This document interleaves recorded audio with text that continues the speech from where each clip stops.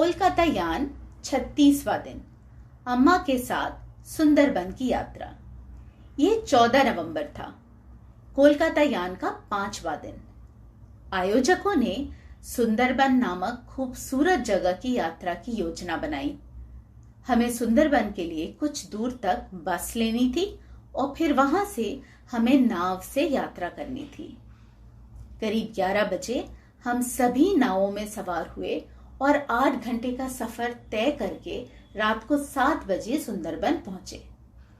नदी के दोनों किनारों पर मैंग्रोव फॉरेस्ट्स या जंगल थे। मैंग्रोव वनों में बड़े बड़े पेड़ और कुछ झाड़ियां एक साथ इतनी मजबूत होती हैं मानो उन्हें उखाड़ना असंभव हो। इतने लंबे समय तक अम्मा की उपस्थिति को महसूस करते हुए हमने नदी में यात्रा का आनंद लिया। हमारे लिए ये बहुत ही आनंदमय और अद्भुत अवसर था।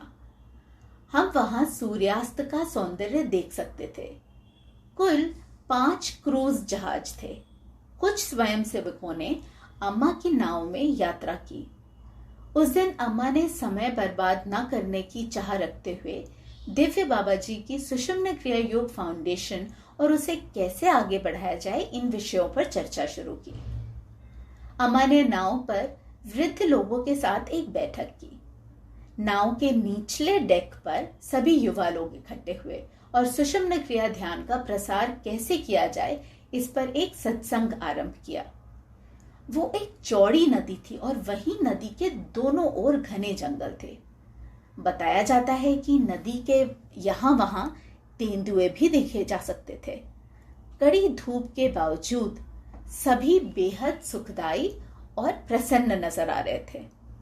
जीवन में आनंद के कुछ ग्लानि रहित क्षण आएंगे, लेकिन सभी यात्राओं में ऐसा संभव नहीं हो सकता। हालांकि उस यात्रा से शायद सभी ने उन अद्भुत घंटों को जीवन भर के लिए अपने दिमाग में बनाए रखा। 7 बजे तक बहुत अंधेरा हो गया था। जिस स्थान पर हम गए थे वहां भारी वर्षा से जलमग्न हो गया था। वहां पर कीचड़ और काली मिट्टी के बड़े बड़े ऊंचे टीले थे। स्वयं सेवकों ने सहायता करके ये सुनिश्चित किया कि कोई गिरे नहीं। अम्मा नाव के अंदर बैठी रहीं, तब तक देखती रही जब सभी सुरक्षित रूप से उतर नहीं गए। अम्मा के स्नेह ने सबके मन को प्रेम की नमी से भिगो दिया। हमारे लिए अम्मा के प्रेम को देखकर हमारे दिलों को ऐसा लगा जैसे वो पारिजात के फूलों की खुशबू से तर हो गए हों।